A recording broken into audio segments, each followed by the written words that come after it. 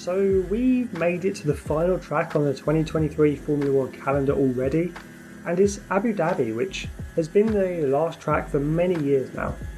This is a really enjoyable track that has only been improved over the past few years to be even more fun to drive.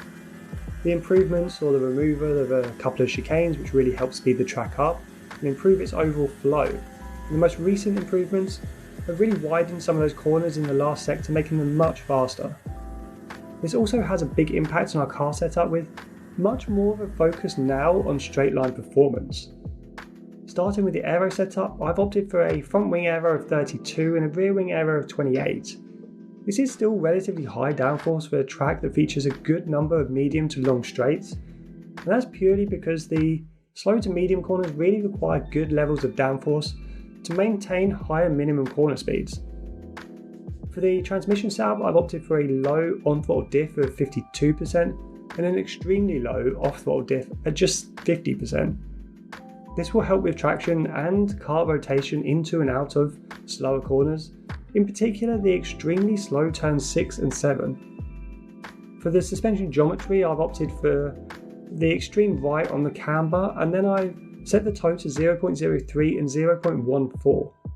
This is a really good balance between straight line performance and good mechanical grip through the medium speed turns. For the suspension, you'll want a stiffer front end to help with responsiveness, which is so often the case in F1 23. Opt for 26 here and just 8 on the rear. Then set your anti-roll bars to 7 at the front and 2 at the rear, and finally run a ride height of 34 and 37.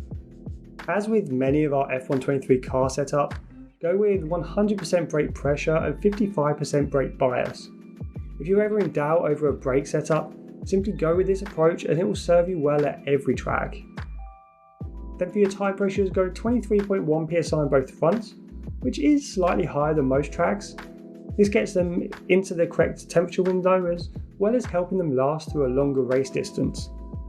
Then for the rear pressures, go with 20.4 psi on both left and right rear. And that finishes our Abu Dhabi car setup for F1 23 and rounds out a complete 2023 Formula 1 calendar. Now there are the 3 bonus tracks of China, France and Portugal, which I will be creating car setups for. But this being the official last race of the season, it's fitting as this car setup feels particularly good and performs incredibly well against the AI. Let me know your results with this car setup in the comments below.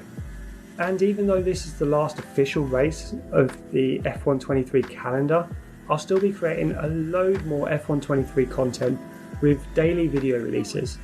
So if you enjoy the videos we've made so far, consider subscribing and hit that alert bell to be notified when we drop new videos.